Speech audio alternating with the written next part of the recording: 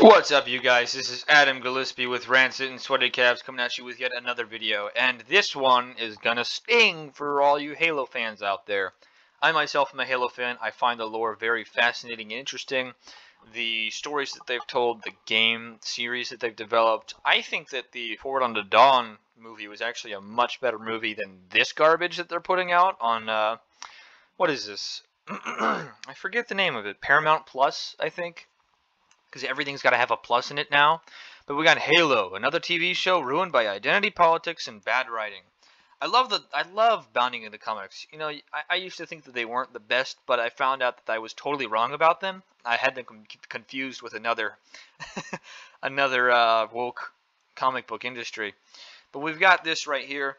First episode of Paramount's television adaptation of Halo just touched down, and the problems are more prolific than anyone could have possibly imagined. For casual sci-fi fans, this might cut it barely, but for longtime fans of the video game franchise, it's an abomination featuring all the usual suspects that ruin modern adaptations. Totally accurate. Contact, which is the first... wait, yeah. Hold on. Contact begins with a sprawling reveal of an intersectionist camp on the planet Madrigal, where Covenant forces are busy excavating a dig site in search of ancient technology which appears to be Forerunner. Their forces launch a brutal and bloody assault on a nearby outpost, which introduces audiences to the character Quan Ha, who ends up as the only survivor. Admittedly, the action sequence is superb, pulling no punches while mixing excellent pacing with sweeping camera angles, excellent sonic cues, and a ton of excitement. Watching Singhili elites slaughter humans is a pretty cool experience, albeit disturbing. Children's limbs are blown off and adults die a variety of horrible deaths, all without feeling overly exploitative. So we get a pretty good action sequence, yeah, sure, but at the same time, that's probably the only thing you could say about this. And even then, the actual way that it's done isn't accurate to how the Spartans would react.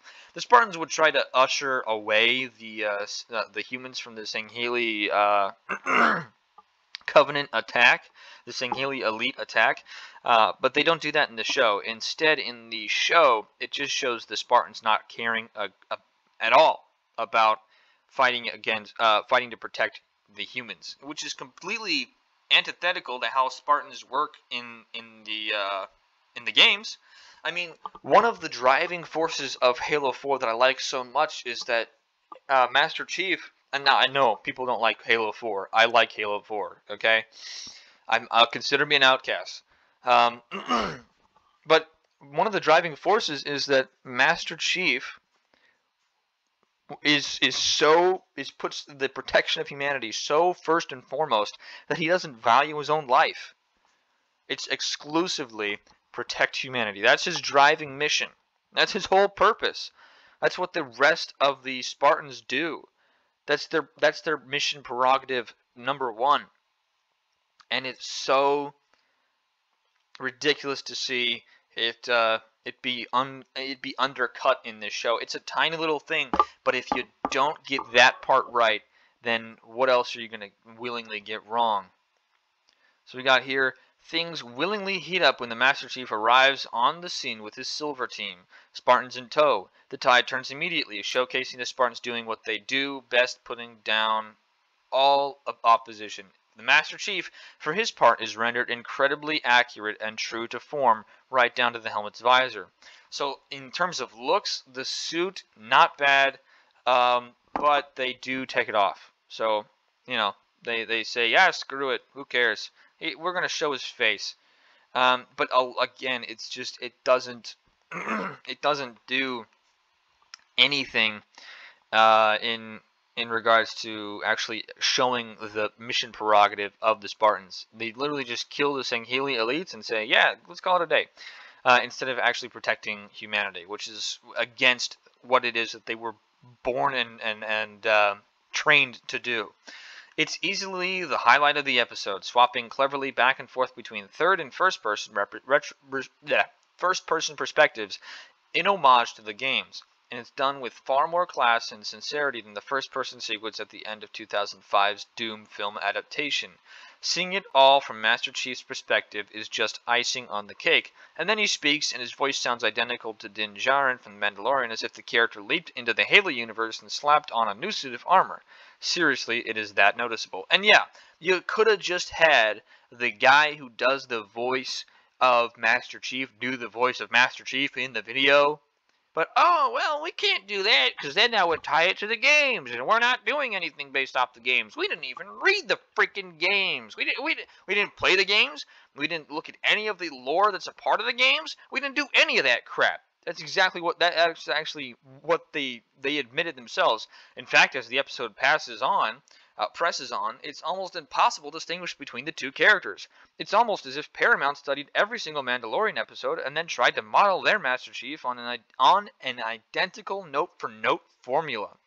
Now, there is a tweet in this article that I'm going to skip down to. At least I believe so.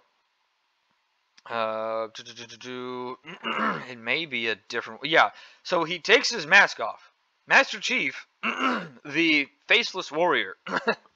The guy who has all this mystery and intrigue about him because we never see his face, takes his face off and he looks just like a derpy, middle-aged white guy. I mean, that's not Master Chief. It's not Master Chief. So here we actually have their their commentary on this. And finally, the episode really hits rock bottom the moment Chief takes his helmet off in order to reveal Pablo Schreiber's face. This was a fatal and suicidal mistake, and it's astonishing to see it happen in the very first debut episode. Like The Mandalorian, the lead character's masked persona is what sells him. Persona, not personona, is what sells him, and revealing the face is a huge no-no. Exactly! His whole thing is being... They did it twice in this episode. They did it twice in this episode. It's ridiculous. But it's all about woke ideologies and stuff like that. Yeah, blah, blah, blah, blah, blah. It's really, really pathetic. I suggest you guys read this. I thought there was going to be a tweet in here. I'm going to look up Halo showrunner tweet about games, just so you guys can see what it is I'm talking about. Halo showrunner didn't look at the game. Yeah, so we got this right here. Didn't look at the game while developing it. This is from thebrag.com. And yeah, here's the actual comment. Oh my goodness. We didn't look at the game. Says Season 1 showrunner Stephen Kane. We didn't talk about the game. We talked about the characters in the world, so I never felt limited by it being a game.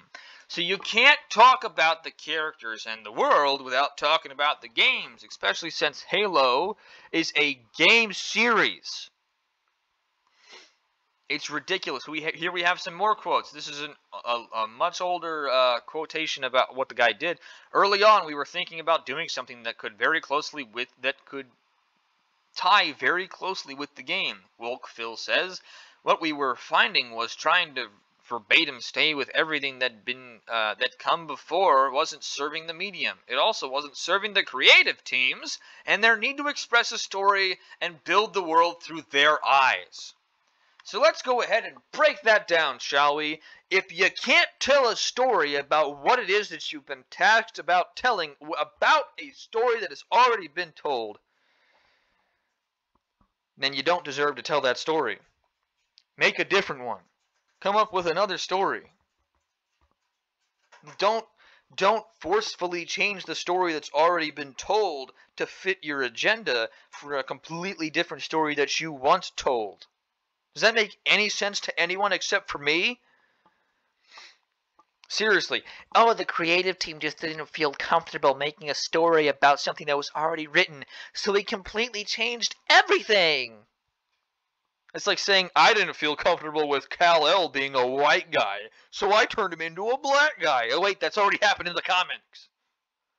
It's stupid. It's stupid. If you can't tell a story based off a character that already exists, then tell a story about one that doesn't. You can create a Halo franchise and base it around an unknown Spartan warrior. And you can have them take their mask off all day long. Have them do that. Yeah, great. Go do that. You can make your feminist piece of garbage Halo series with your own pink-haired feminist Halo character, but no, that doesn't draw the attention to the fandom as much as it does with the main character, Master Chief. So let's just ruin everything about Master Chief, everything about the Halo franchise, all for the sake of woke politics, and say, oh, it just didn't serve the creative team. The creative team is not to be served by the story. The creative team is to serve the story.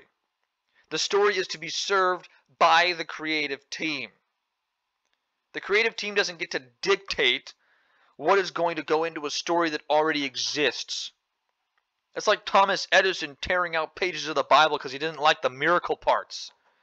No, that's part of the Bible. You leave it in there. It's part of the story. It's like someone saying, oh, well, I don't like Thursdays because they just don't serve my agenda, so I'm going to remove Thursdays from my week. You can't do that. That's already part of the fabric of reality. To change it would be to screw everyone over. It would be to serve you in the most selfish way possible and screw everyone else over in the process. That is what the creative team did when crafting this crappy Halo show, and I can't believe that actually happened. It's ridiculous. It really is. Oy, oy, oy. Anyways, you guys, I think that's going to do it for the video today. If you enjoyed it, make sure to leave a like.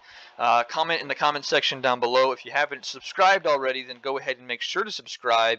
Also, hit that bell notification icon, because if you don't, you won't be notified as to when I upload more content onto YouTube, because YouTube sucks. But also make sure to follow me on Rumble. You can find me on Rancid, capital R, capital A, capital N, capital T, capital S, capital I, capital T. No space, all one word, Rancid. And I will probably be leaving a link to my Patreon in this video, just so you guys can see the first video I upload onto Patreon, as well as the first few images I upload onto Patreon of stuff I'm working on in regards to my comics and character designs and so on and so forth. Yeah, and it would be a great help if you guys would support me on there. So you can follow me on Patreon and support me there. There's 3 tiers. You've got the first tier, which is Power Class level 1 through 3. Which is a $5 a month subscription. Then you have Power Class 4 through 6, which is the second tier. That is a $10 monthly subscription. And then you have the Power Class 7 tier, which is the highest tier that there is on my Patreon. And that is a $15 a month subscription. Yeah, and you get different benefits and rewards for supporting me. For instance, once I actually do publish my comic, the Power Class 7 tier members will be rewarded with signed copies of my full graphic novel when it comes out and it's actually published. You can order that through the Shopify store and stuff like that I'll be setting up and all that other good jazz. But yeah, that's gonna do it for this video today, guys. If you would support me on Rumble and Patreon, that'd be a great help. I really do appreciate you all. But that being said, I hope you guys have a great day and a great rest of the week.